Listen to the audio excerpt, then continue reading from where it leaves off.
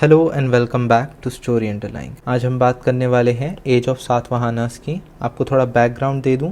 हमने बात करी थी मौर्यन किंगडम की, Mauryan empire which was finally destroyed by Pushyamitra Shunga in 185 BC who killed last Mauryan ruler who was Brihadratha। फिर हमने बात करी थी central Asian contact and result की, जिसमें हमने देखा था शाकास, खुशानास एंड पार्थियंस। अब बात करेंगे शुंगा डायनेस्टी, जिसका टाइम पीरियड है 185 टू 73 BC। पुष्यमित्र शुंगा इसके फाउंडर थे, जो पहले कमांडर इन चीफ थे अंडर मौर्यंस, जो थे बृहद्रथ के अंदर he was commander in chief. He assassinated last Mauryan ruler and usurped the throne. Shunga dynasty का कैपिटल था विदिशा।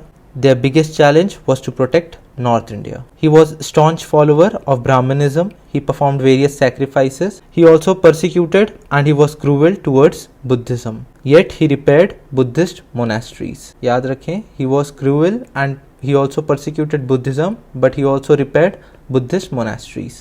Next उसके बाद आए Agnimitra and then Devabhuti. Devabhuti was last ruler. He was murdered by his minister Vasudev Kanva.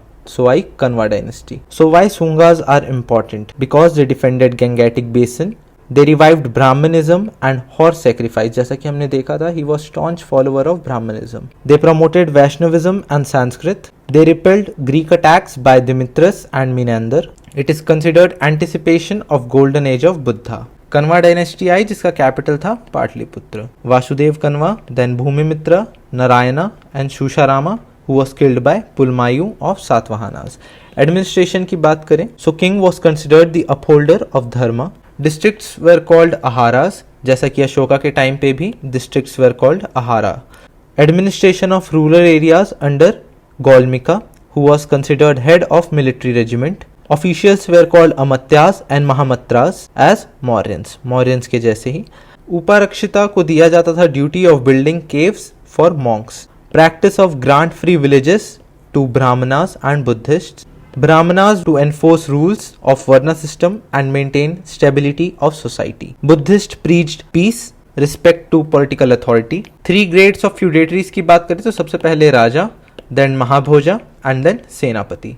Social organizations, Satavahanas were tribes of Deccan, but they were Brahmanized. They were first ruler to make land grants to Brahmanas. Rise in crafts and commerce as they brought merchants and artisans at forefront. Gandhika were called shopkeepers. Artisans were organized into guilds and were called shremis. Matrilineal social structure था and mother enjoyed importance. जैसा कि आप देख सकते हैं, सातवाहनास is also matrilineal society, which is also reflected in their names. Shri सताकर्णी, Gautami पुत्र सताकर्णी, वशिष्ठ पुत्र पुलमायु.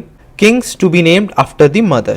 Ruling family was basically patriarchal as throne passed to male members. Religion की बात करें, so rulers claimed to be Brahmanas and they also performed sacrifices. They worshipped Vaishnava gods. However, they also promoted Buddhism. Nagarjun Konda is considered important site for Buddhism. Temple and monasteries were cut out of solid rocks. Temples were called Chaitya and viharas were called monasteries. Buddhist stupas in Amravati and Nagarjun Konda. Material culture की बात करें, so we witness fusion of local elements and foreign ingredients. So अलग अलग जगह के लोग मिलते गए और एक नया कल्चर इवॉल्व हुआ. They exploited iron ore from Karimnagar and Warangal. They exploited gold from Kolar field of Karnataka. They issued coins which were mostly potin.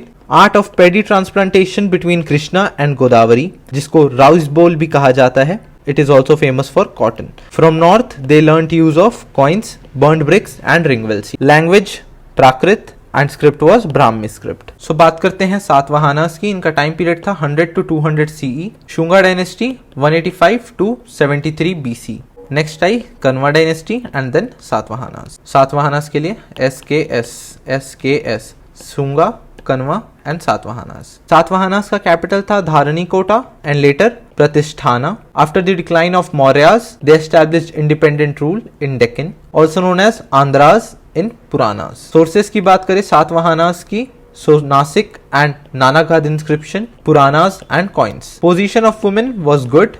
They issued 14 coins. Capital था प्रतिष्ठान और प्रतिष्ठाना, which was strong trading point. Matsya Puran tells about 29 rulers of Satvahana dynasty. Simuka was the founder. फिर आए श्री सताकर्णी, इनका mention है नानाघात inscription में by his wife नगानिका। Gautami पुत्र सताकर्णी जिनका टाइम पीरियड है 106 to 130 AD। He celebrated victory over Nahapana and ruler of Malwa, patronized Brahminism yet gave donations to Buddhism or Buddhist monasteries. He was first ruler to introduce ruler's head on coin. याद रखें, he was Gautami पुत्र सताकर्णी was first ruler to introduce ruler's head on coins. इनका mention है Nashik inscription में।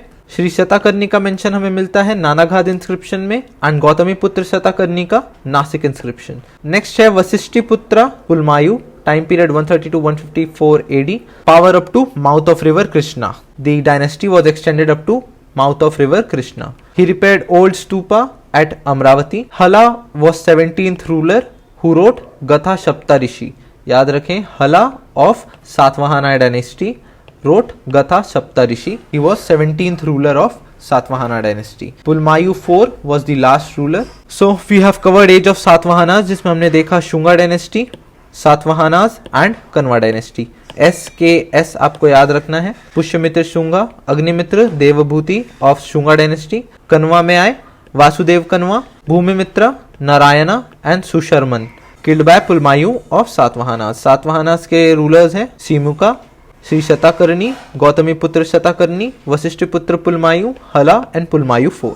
So we have covered age of Satvahanas. Next हम बात करेंगे Dawn of History in Deep South in next video, जिसका टाइम पीरियड होगा 300 to 300 AD। मिलते हैं अगले वीडियो पे, तब तक के लिए all the best, thank you.